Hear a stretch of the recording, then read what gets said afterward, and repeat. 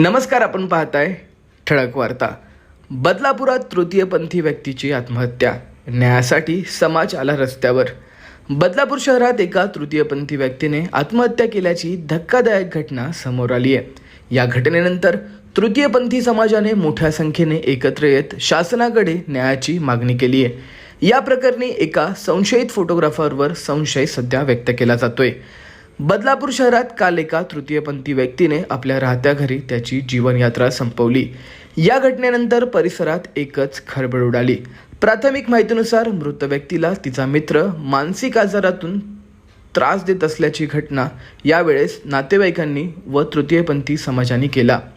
आज सकाळी शेकडो तृतीयपंथी नागरिकांनी मोठ्या संख्येने बदलापूर पश्चिमच्या पोलीस ठाण्यासमोर एकत्र येत जोरदार घोषणाबाजी केली। या प्रकरणी निष्पक्ष चौकशी करून दोषींवर कठोर कारवाई करण्यात यावी अशी त्यांची प्रमुख मागणी होती। आमच्या भगिनीला सतत त्रास दिला जात होता, आम्ही प्रशासनाकडे न्याय मागत आहोत। पोलिसांनी तातडीने तपास करून खऱ्या आरोपीला अटक करावी आणि आम्हाला न्याय द्यावा अशी मागणी यावेळी करण्यात आली। या प्रकरणात एका फोटोग्राफरचे नाव समोर येत असून मृत व्यक्तीच्या कुटुंबियांचा आरोप आहे की त्यांच्याकडून वारंवार त्या व्यक्तीला त्रास दिला जात होता। मात्र पोलीस सध्या सर्व बाजूंनी तपास करत असून अद्यापही कोणताही निष्कर्ष काढणे घाईचे ठरेल असे अधिकाऱ्यांनी सांगितले। पोलिसांनी शवविच्छेदनाच्या अहवालानुसार आत्महत्येचा गुन्हा नोंद करून पुढील तपास सुरू केला आहे। बदलापूर पोलिसांनी या प्रकरणाचा कसून तपास करत असून प्रशासनाने या घटनेची दखल घेत तातडीने कारवाई करावी अशी मागणी सध्या पाहायला मिळते। प्रतिनिधी अनिकेत सोनावणेसह राहुल साळवे, ठळक वार्ता बदलापूर। आम्हाला काय माहिती नव्हतं, मी उल्हासनगरला राहते, पण माझ्या गुरुला त्याच्या बॉयफ्रेंडनी फोन केला स्वतःहून की गुरु सुना ना उसने फांसी लगाली है। 2 मिनिटं पहिले फोन करतो गुरुसने ना दरवाजा बंद किया और फांसी लगाली है। 2 मिनिटानंतर लगेच फोन करतो गुरु वो तो मर गई। तर गुरु बोलली तू नाटक कर रहा, तू झूठ बोल रहा होगा। नाही बोलता गुरु वो मर गई। ज्यावेळेस आम्ही तिकडनं उल्हासनगरहून येताना आम्हाला टाइम लागला रिक्षात येताना, तर आम्ही काही आमचे ट्रान्सजेंडर जे भाऊ बहिणी त्यांना आम्ही पाठवलं की तुम्ही जात आहे हो तिकडे काय चालले ते बघा। ते येता आम्ही आलो त्यावेळेस त्यांनी बॉडी इथपर्यंत हाणली। तर बॉडी हाणण्याचं कारण एकटा माणूस काय बॉडी उचलू शकत नाही, जर पंख्याला लटकली किंवा कुठल्या गोष्टीला लटकले। आज मी जर मला चक्कर जरी आली तर इथं 2 माणसाशिवाय पर्याय नाहीये। तो एकटा बोलतो मी तिला घेऊन गाडीवरती इथपर्यंत आला दवाखान्यापर्यंत, पण ऍक्टिव्हवर कसा हाणणार माणूस। तो म्हणतो मी हात बांधलेला, तो काय फिल्म सिटी मध्ये पिक्चर बघून आलता का रस्सी बांधली म्हणून घेऊन आला। तो इकडे डिसबॅलन्स होणारच। तर आमचा म्हणणं आहे तो त्याच्यासोबत 3 पोरं अजून होते किंवा 2 पोरं होते, त्यांनाही तुम्ही समोरचा विचारा की काय झालं, नेमकी घटना काय होते, त्यांनाही तुम्ही अटॅक करा, त्यांनाही तुम्ही समोर आणा। आमचा प्रश्न हा आहे। आम्हाला असं वाटतं की हिजड्यांना न्याय भेटत नाही, पण हिजड्यांना न्याय भेटला पाहिजे ते आम्ही मुद्दे मांडतो। जर आज एक हा ट्रान्सजेंडर आहे, त्यासोबत तो रिलेशनशिप मध्ये राहिला, त्याला गोडीत घेतलं, त्याला त्यांनी सगळं काय केलं, एवढा सुंदर होता की बाबा तुम्ही बघाल तर काय बोलाल।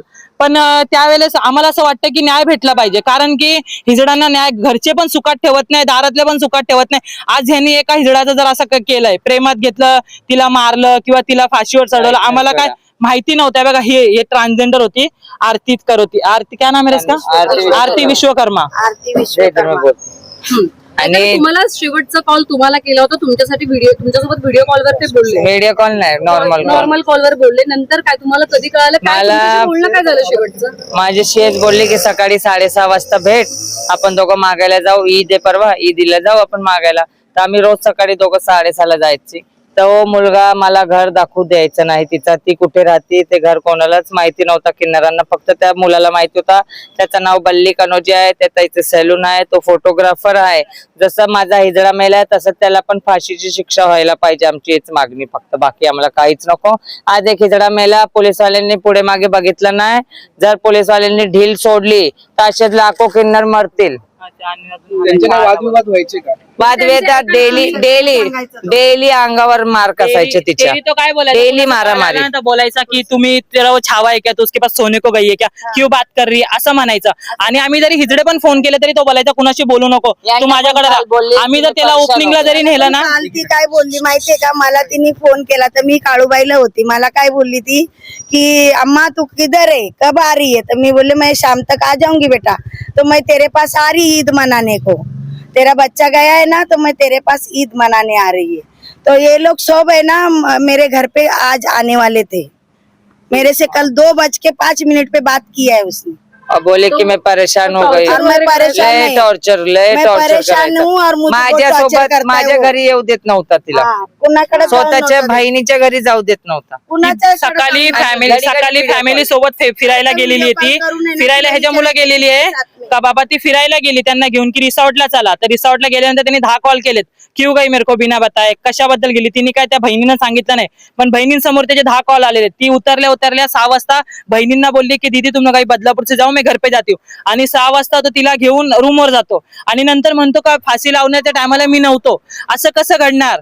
आणि त्याने तोडलेला बोलतो, मी तोडून आतमध्ये गेला हे पण आम्ही आणि व्हिडिओ जर वगैरे मेली- काढले. तुला माहिती आणि पडलं तर पण तुम्ही पोलिसांना फोन करायचं होतं. त्याने डिप्रेशन मध्ये त्यानं लग्न केलं त्या मुलाने न सांगता, आणि आज 15 दिवस झाले त्या मुलाला बाळ जाऊन, तर ती बोलत होती की तू बाळांसोबत आणि तुझ्या बायकोसोबत राहा.